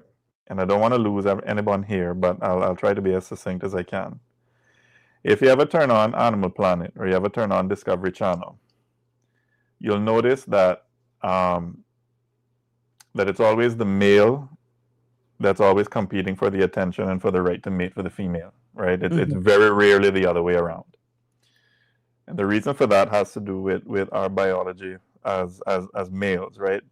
Because males produce sperm, from the time a boy hits puberty, he will produce sperm until the day he dies, right? I think it is a 500 billion, I think is what is sperm cells in his lifetime. In a lifetime.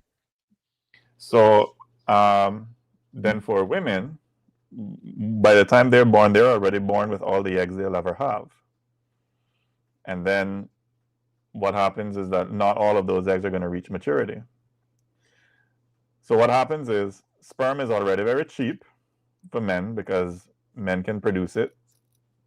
Women now, they're locked into how many they have. And then when men and women procreate, a woman now she's the one that has to put up with all the burdens of pregnancy, right? She can't turn over here. She can't turn over there, the acid reflux, the morning sickness. And, especially back in the olden days when women died of childbirth, died in childbirth, right? So women looked at that. Over time, women looked at that and they said, well, if I'm going to have to go through all of this just to have a baby, I'm not going to have this with any and every man.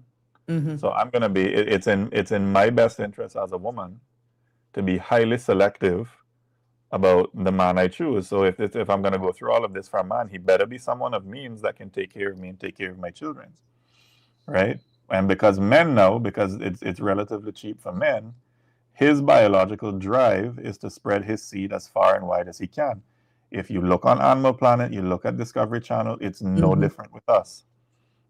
It is no different with us, but it's just that culture now, Mm-hmm. culture over time has built around to protect that, to protect women, right? And I'm not saying that we go back to the days of, when women were policed and women had to wear chastity belts and that kind of thing back in the day.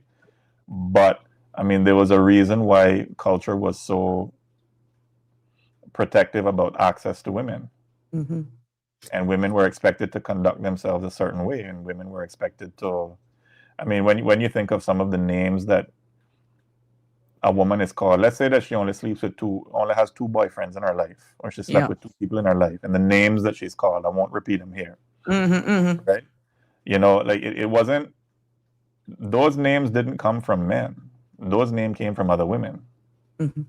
right? Because it was a way of socially, like going back to what Auntie Sandy was saying, talking about the older women, being mentors to the young girls and that kind of thing. It was a way of keeping those systems in place so that the women don't just, because a man and a woman is like Jim said, he's absolutely right. A man having more than one woman and a woman having more than one man are two different things. Mm-hmm. Where do you think society is going to go, or relationships are going to go in the future at this rate? Obviously realizing that there's very little trust. It looks as though everybody's a player with the impact now of social media, all of these different apps and connectivity from around the world. Where do you feel relationships are going from a male's perspective? And I'd like to get Sandy's opinion on that as well. Understanding she's from the old school, I'm from a different generation, you're from a different generation. Where do you feel relationships are headed at this rate? In terms of commitment. Right now, we're doing this virtually. We're streaming all over the world, and people are falling in love with even people that they don't even know, just based on words that are exchanged.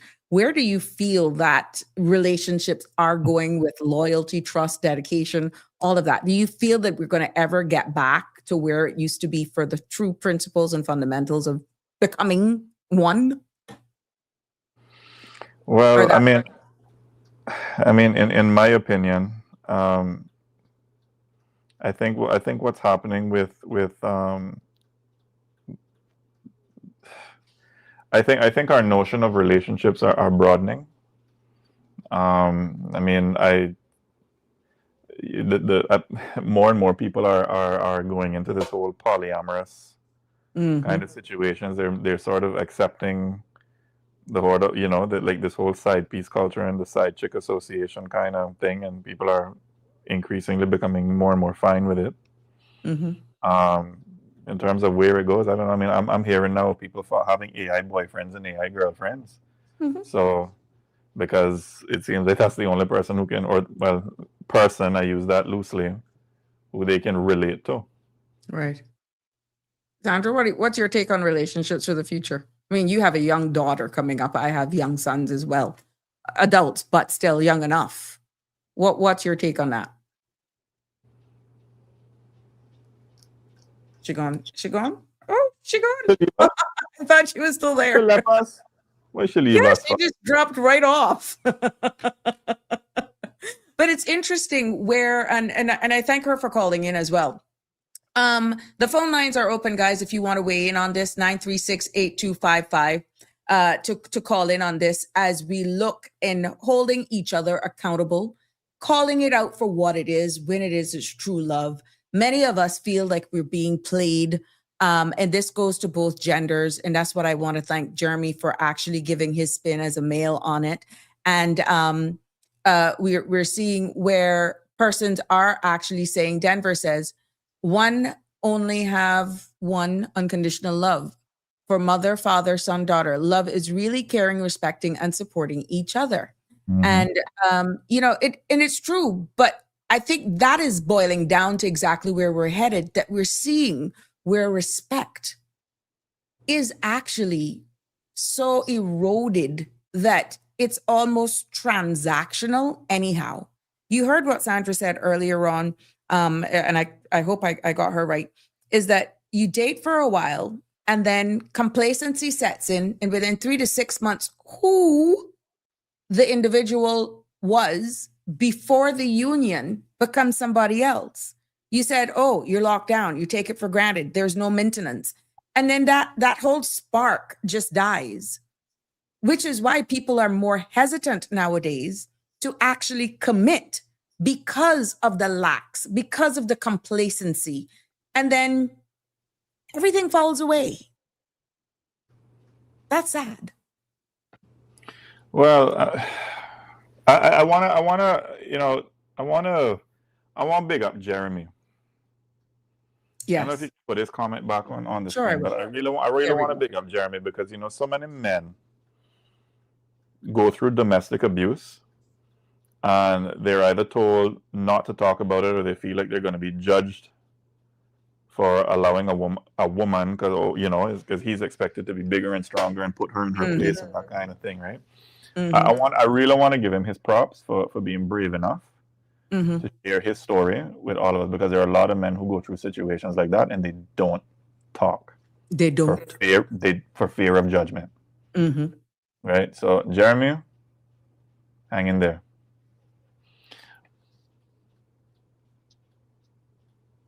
And we have here where Andrew is saying dating is a period of testing, careful assessment of discovering true identity of the individual's compatibility.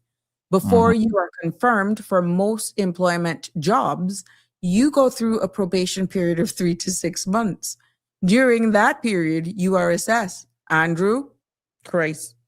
Sometimes in this case, some of these relationships you go through 10 years and you still don't know them.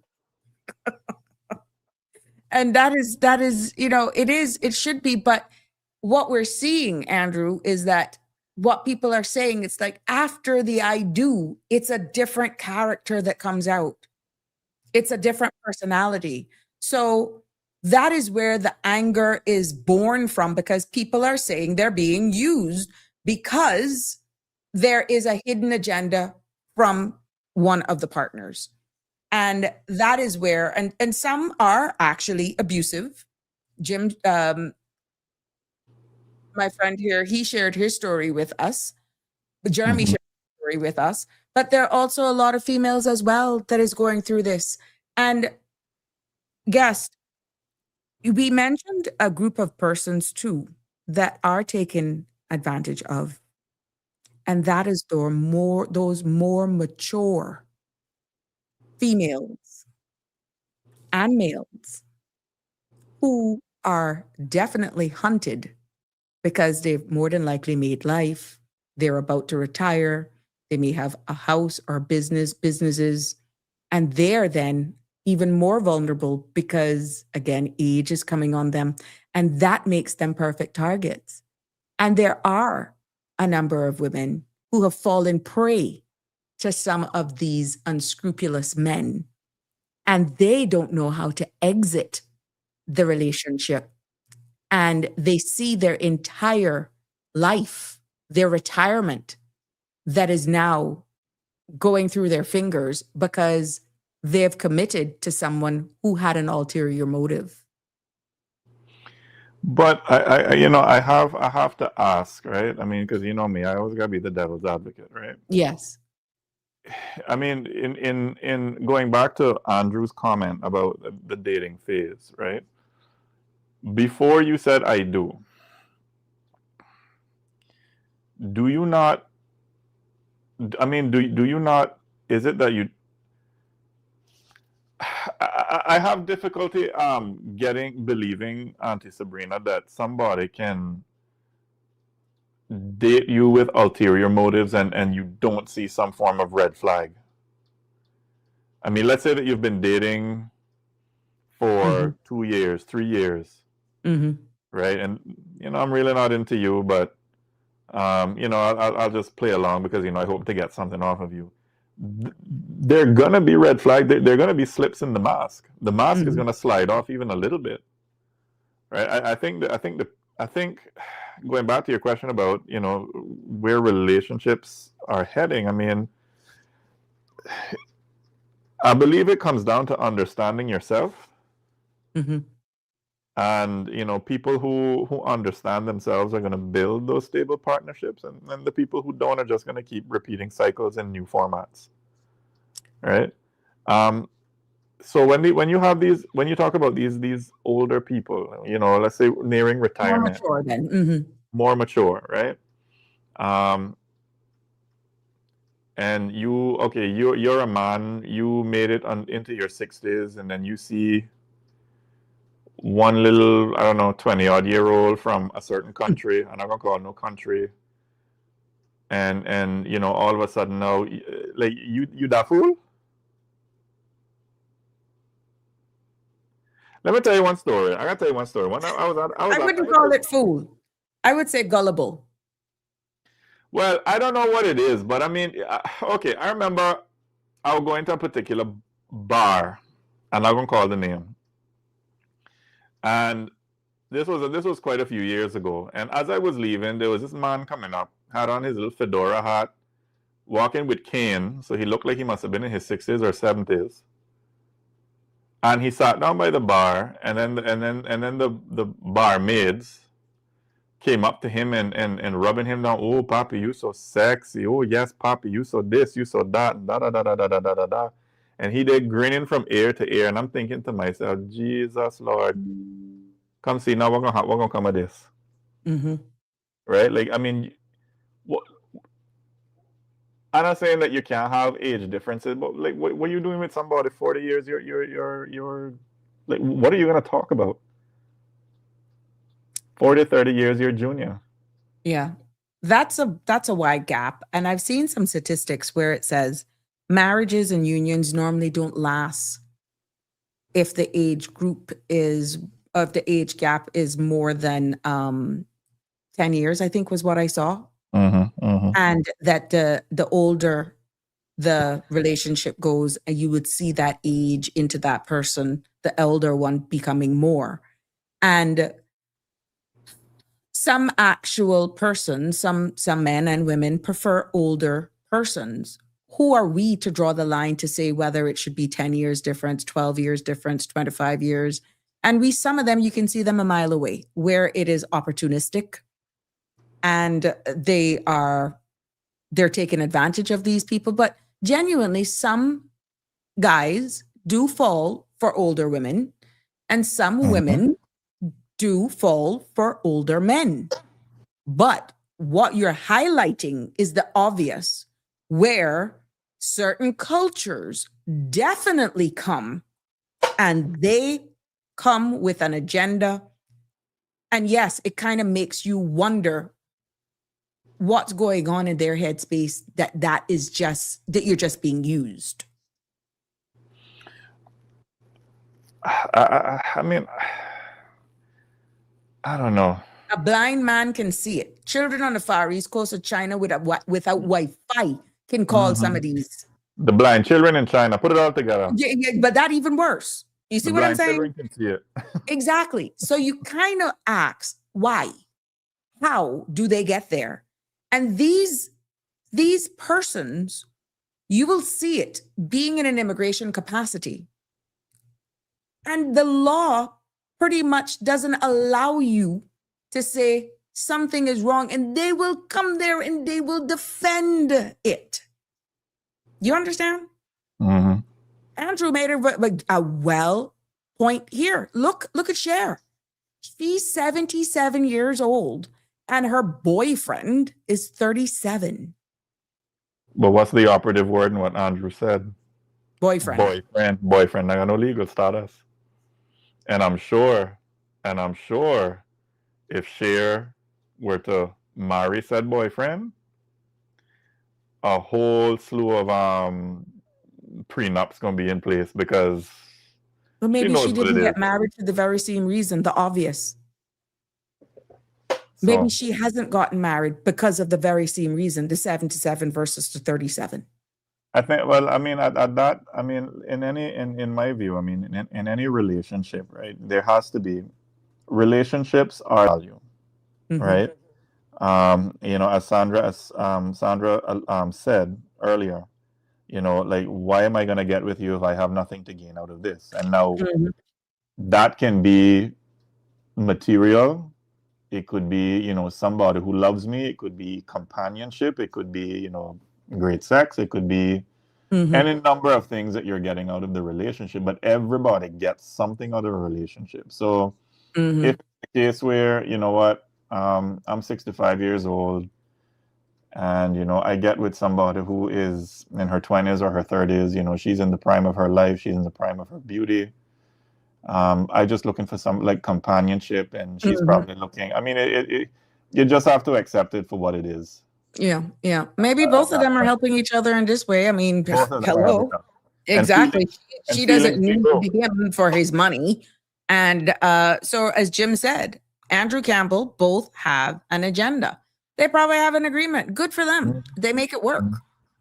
They make it work. And there are a lot of other persons as well in the celebrity world that there's a huge age difference. And on the surface, it looks fine. But you really, it honestly, you got to wonder, is there a hidden agenda, or how can it work?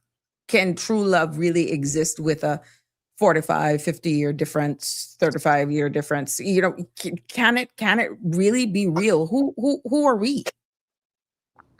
Or it's out of pity. But I think, I mean, and you can put all the legislation and all the regulations in the world on it, but I think it's going to come down to whether we as a people value our citizenship enough to safeguard it and not just give it willy-nilly to people. Take time dating somebody, and there's no pressure. Well, there shouldn't be any pressure to, you know, jump into marriage. I mean, as Sandra said earlier, and as you've said earlier, it's something. Marriage isn't easy. It's easy to jump into, but it's not easy to maintain. It's certainly harder to jump out of, right? So take your time, get to know the person, especially if they're not from here. I'm not saying that you can't, that you don't love them, or that your feelings are not genuine, but don't rush into it. Don't rush into it. I remember I had a schoolmate. Her mother married a man from a certain. I don't want to call any countries because I really don't want to single. Yeah, out we don't anybody. want to get in there. I don't want to single out anybody. Right. Came from a certain country in the Caribbean. Had, you know, the husband was there and thing. The mother was sick. And then when the mother died, within the next week, he had the woman from the same country come in and take her. And because he's the husband, and there was no, and the woman died intestate, the administrative law, you know, he's the next person who gets it. So he got the house, brought the woman from where he came from to come and live there, and kicked the girl out. And kicked my client. You see, that infuriates people. You know, because so, then it begs the question, I wonder if there was always a relationship going on. Probably, but I mean, what I say that to say to the people who are listening, you know, this is a reality. Be mindful that this is a reality. There's always that possibility that this person coming from Timbuktu or coming from Mars or coming from wherever has an agenda. So take your time. There's no rush. And if you know, their time here is coming to term, you know, like they have to leave, otherwise, you know, you gotta get married, have to leave and thing. I mean, really sit down and weigh out whether you really want to be with this person. I mean, given that, you know, your citizenship is something that is sacred. Citizenship to this country is really sacred. I mean, because when you bring somebody in, I mean, yes, it's you and them, but it's you and them and the government and the society that's in this in which you bring them in. Because when you have children with them, right, the children are going to go out into the schools, and they're going to interact with your neighbors, and they're going to interact with people. So, anyway, I see. On WhatsApp, it was shared. Someone shared with me. The person said, "Slong, take time to know her," you know, and yeah, it's really interesting. But do you feel, not calling nationalities, that we are probably we're speaking from the Caymanian perspective now. We are so in a bubble that we don't see the red flags in other persons from other countries because we only see the good in people or want to see the good in people. It goes back to a statement that you made about being able to identify certain red flags if you're dating someone, let's say for 2, 3, 4 years, whatever the dating time is, that there's some red flags that could come up. But there are just certain cultures that we still are trying, even in day to day, without even falling for someone or trying to be in a relationship with someone, just how their work ethics are. We're confused because of how we are wired here as Caymanians. Do you feel that that is playing a negative part on us as well? Because if I'm coming from a country where I could do whatever it takes for me to not go back to that, because the Cayman Islands provides a lifestyle, an income I can send back for my family, I'm going to conform myself to make sure I can survive in this environment, if it means faking it till you make it with somebody. And that faking till you make it is what we Caymanians don't see, because we go in, we give it all from the get-go. Do you feel that is why so many of us Caymanians are feeling that we are then taken for advantage through the immigration system? And that's why there's so much hate and harboring in us, because we just get played. And this is all genders, because I've seen it happening from the men and the women. So to understand, you're asking if we live in a bubble? Is that? If how we're thinking, not being able to identify, let's say, people from Europe, from other countries within the region, that they're, even though we're close, how we view relationships, what is a norm, let's say in BVI is not a norm here with just how we're wired. What's a norm in Jamaica may not necessarily be. I didn't want to go there, but you understand what I'm saying? What is accepted in Trinidad is not accepted by us, and we can't see it for what it is. But I think that goes back to knowing yourself and knowing your culture and knowing your people. Because I mean, for example, let's say you have somebody who comes from a culture where men are expected to be dominant and the woman is expected to be silent and meek and mild and stay at home and that kind of thing. And that's just not our history as a people. Mm-hmm. Women have held the fort here when the men went out to sea. Mm-hmm. Right? But for those countries who are coming here, remember, we have how much 1,000 work permit holders, meaning they're imported persons. Mm-hmm. We are here, never gone anywhere, maybe besides college or university, and we still come back home. Caymankind, we Caymanian. What is instilled in me and you, guest, is totally different from someone who was raised up, came here through an invited request of an approved work permit or a government contract from a different country, different cultures, different way of life, different way of survival, that we miss it because of who we are. It's almost hard to describe, because it almost feels as though when you hear the stories, you see some of the cases, it's as though we as Caymanians continue to get suckered by expatriate partners who we choose or whatever was selected that went bad. But this is where, I mean, this is where I say that, you know, we as a people, we have to take responsibility too.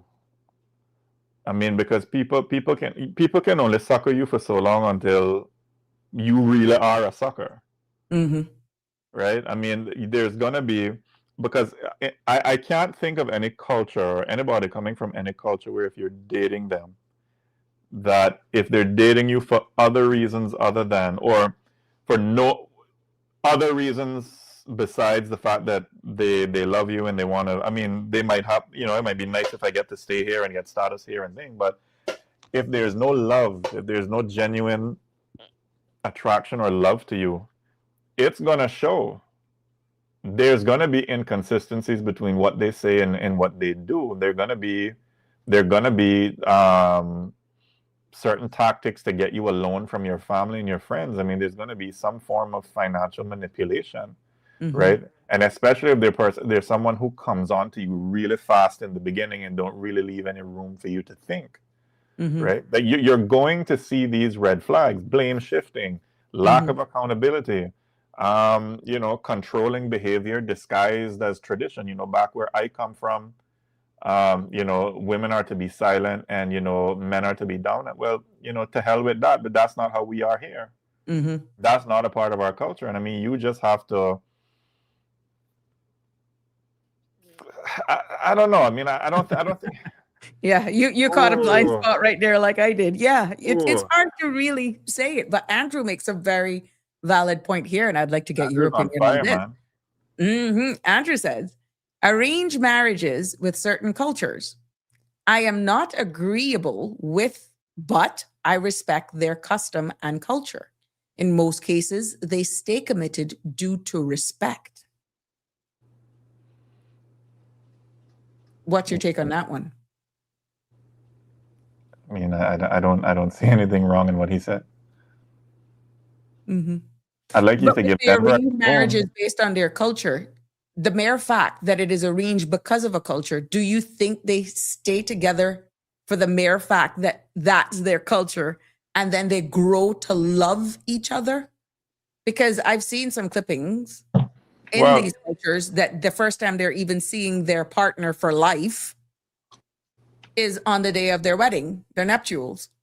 Yeah, but that's because in those cultures, right? They marriage isn't just about, the happiness of two people. It's about the bonding of two families. So usually in those cultures, they put certain structures and certain support systems in place to ensure that the couple stays together, because this isn't just Sabrina and Alfred, this is the Turners and and us coming together as a family for whatever reason. Whereas in the West, we tend to marry for love, romance, individual freedoms, and the fairy tale wedding. And the fairy tale wedding, and we see what the divorce rate is like in Western countries versus those kind. I mean, no system is going to be perfect, but I mean, I've heard it said that love, while it may not be as may not be as exciting as passion in the woods or somebody that you have a crush on or that kind of thing, but I've heard that arranged marriages, love does grow, and it's a stronger love.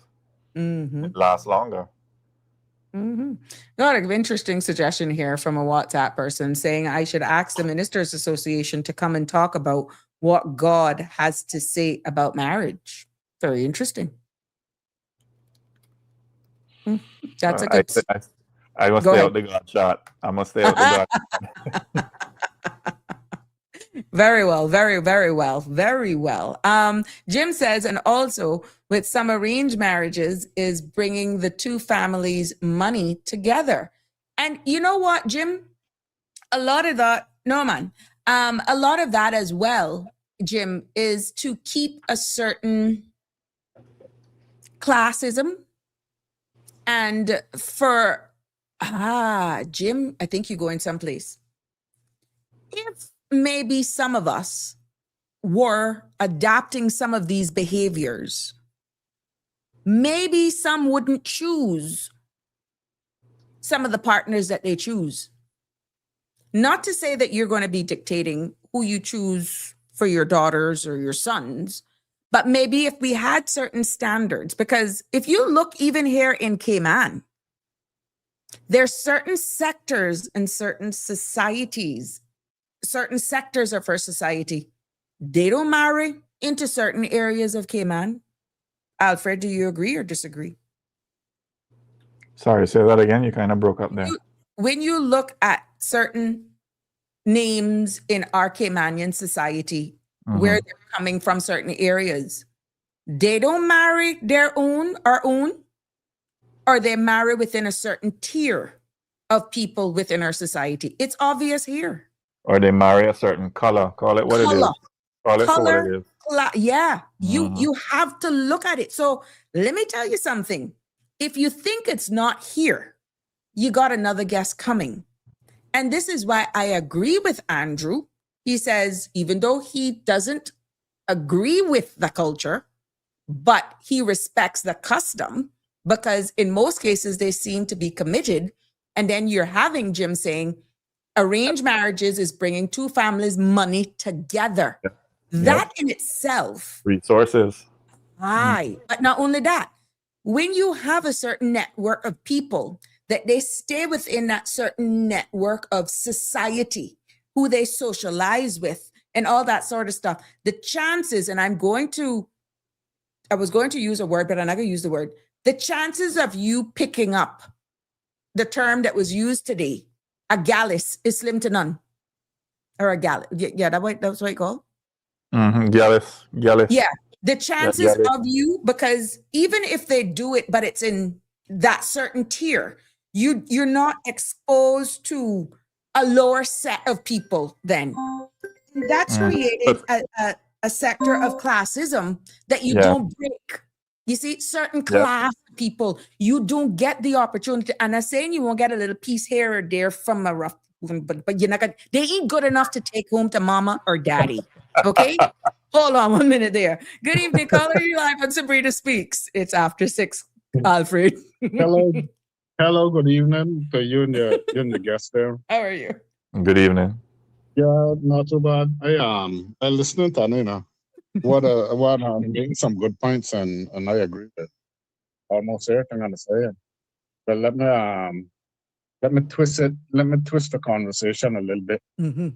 I feel right that anybody that gonna get status or even gonna become married, like we talking about marriage, and then they're getting papers after they're married or whatever, however long. Mm-hmm. I think that they should give up the other nationality. I haven't heard that they should give up the other nationality. If they want to become a Caymanian citizen, give up the other nationality. Oh, so you're saying they can't have dual citizenship? Yeah, I don't know people with dual citizenship. That should have been on the immigration reform. But that's constitutional as well, because we're a British overseas jurisdiction, and that is not covered under the immigration law. That would require the UK's blessings. But can I?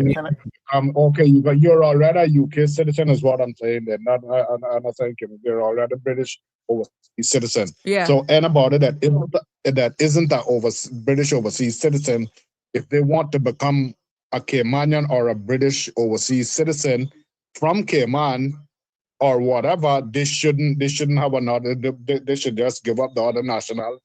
They shouldn't have dual citizenship.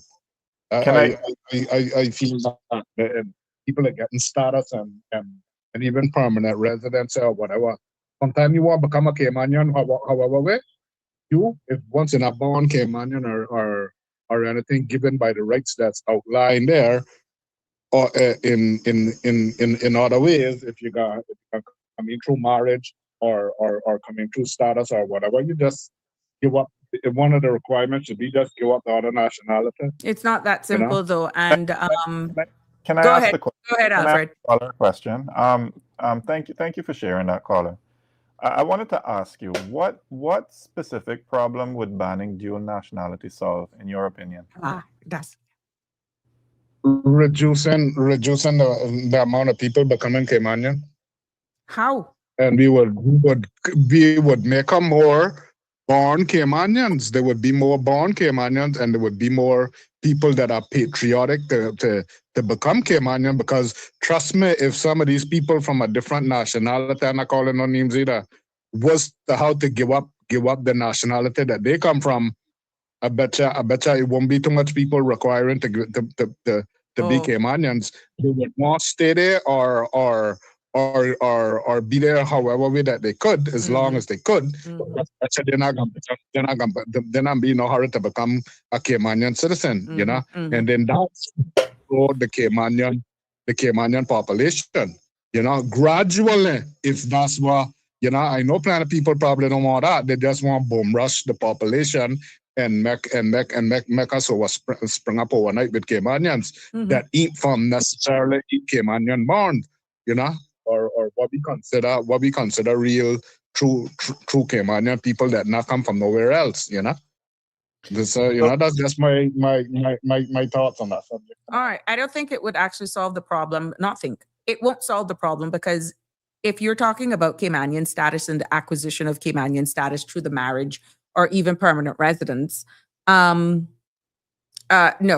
it's not going to deter anything because let's focus in on becoming or acquiring Caymanian status and then renouncing your birthright. Devil's advocate, as Jim actually put up here. What if the spouse pass away and wants to return back to their country of birth? What happens then? If they were to abandon their birthright? Well, they'll have to think. They would have to consider that before they become a Caymanian. You could be a Caymanian and you could be with the person as long as you want, but you can't become a Caymanian and I don't have the rights as one national Caymanian, without whether you're married or not. But the system has it now that you can be an employment rights certificate holder as a spouse of a Caymanian, acquire the British nationality, BOTC, still get all of the benefits without even acquiring status and still legally allowed to hold dual citizenship, not renouncing your birthright. I know, but I'm saying that we shouldn't have that. If I'm thinking the way that I'm thinking, I wouldn't allow that. I would just be, if you want to become a Caymanian, you give up all the other nationality. Where can a Caymanian go to Caymanian born? Okay, that with that excuse that you just gave, or you just the person given a comment want to return to their own country. Where will a Caymanian return? A Caymanian can't go nowhere. A Caymanian can't say, well, I don't want to be a Caymanian no more. I want to go to another place. If he was born from Cayman, he'll have to get papers from that country, right? Give up his papers to go for that country. So the same thing would apply to this person. That once if the spouse died, he's a Caymanian. Yeah, he's a Caymanian if he get up if he get his other papers. He's a Caymanian. So the answer to that is you don't gotta go nowhere. You don't gotta go nowhere. But caller again and to go somewhere else. Yeah, go ahead. But caller, I just wanted to ask you. I mean, under the current definition of Caymanian, is anybody born a Caymanian? You mean if anybody born a Caymanian? I mean, I get Caymanian from. No man, I get that. I get, like, if you were born here, like say you're born in the hospital, right? And your mama born here, and your grandmama born here, and everybody in your family born here up to 6, 7, 8 generations, right? Is it not the case that you have to, and this goes back now to the whole immigration thing now in the Immigration Act, is it not the case that now that as it is, everybody has to apply for the right to be Caymanian? Well, if you were born here, you shouldn't have to apply unless you got the 18 or whatever the normal procedure is. But you shouldn't have to prove that you're a Caymanian. It should just be automatically. Once you're 18, you're given your papers as a Caymanian. You got record of you being born. You got your history, your parents or whatever. So you're a Caymanian. All that's supposed to be archived by the Cayman government so that they would know each individual. Now, if you're born from a foreign parent or whatever, and they situated here according to the law that is lined out, I'm not got a problem with the law that is opposed now, and I'm just saying this should have been something added to it too. What I'm talking about. I don't think you're going to get support for that. That people should renounce their birthright in order to acquire Caymanian status. Trust me, it might sound pathetic, but trust me, some people would agree with me. A lot of people would agree with me too, and trust me, that would reduce the expat population becoming Caymanians. Trust me that it will, All right, then I just. What's your take then with that frame of how you're thinking? What would you support independence for Cayman? Because what's your take on the Cayman becoming independent? Not at this time. We far behind. We're 20 years behind independence for us to think about it. We got work towards it now. We got put things in place now. Maybe 20 years we'll be there. But at this situation, it would be crazy for us to go independent. Okay. We'll be worse than the worst third world country that there is now. If we was to go independence within the next 5 years or anything, it would have to be between at least 20 years, I say, and we would have to start putting things in place from now. You know, that's just my thought on that one. Well, just for a matter of record, we are all born with the right to be Caymanian, and we got to leave it there this evening. But this whole independence talk, and even more, and Jeremy Conyer says, I'm American, but he has to go to tell his Macfield baby mama and Dixon baby mama that their daughters are not Caymanian. Laugh out loud. Yeah, so that is a bigger conversation. But a caller, not to discredit your comments, because we appreciate you calling in. You always you always put a different spin to things, and that's why this space has to look and explore your suggestions. It may not go anywhere, but yeah, you are right. Probably people are saying exactly what you've said here today. You know, just put it out there. I don't think it will stick, though. It will not, because the United Kingdom does control nationality, and unless we become an independent jurisdiction, that's not going to happen. Yeah, I agree, but I put it out there. I mean, I have been told before. I think ahead of my time, so I know that's ahead of my time, and it might sound nothing wrong with sharing your views. We need more people to share Danny's their ahead views. of his time as well. Danny's ahead of his time. He's just not understood. He's just not understood. Well, thank you so much, caller. Have a good evening. Well, okay. Alfred, any final thoughts on today? And I really, really enjoyed your company, and so did the guests. I did too. I enjoy. Anytime I get to talk to you, I enjoy, and I get to talk to you. Huh? You want to go late night talk? Well, you're always welcome on Real Talk Love and Lies this Friday at 10 p.m. What an episode that'll be. Anyhow. No, I don't want Sabrina. I want LaQuisha. You want LaQuisha? But you see, I can show my face. It is what it is. But I want to thank you so much for agreeing to coming on Sabrina Speaks this evening, and for adding a different layer, a different perspective. And I'm quite sure people love the collab. And we appreciate you. And definitely, yes, Friday evening is your show. And I tune in, even though sometimes it's after the fact. But I do enjoy where you're going with it. I want to thank everyone for tuning in and weighing in on their opinions as well. But thank you so much, Alfred, for joining me this evening. And I hope that you will not be a stranger. Thank you for having me. And good night, everyone. Good night, Sabrina. Good night, Cayman. Good night. See you Friday, 10 p.m. Yes. Thank you.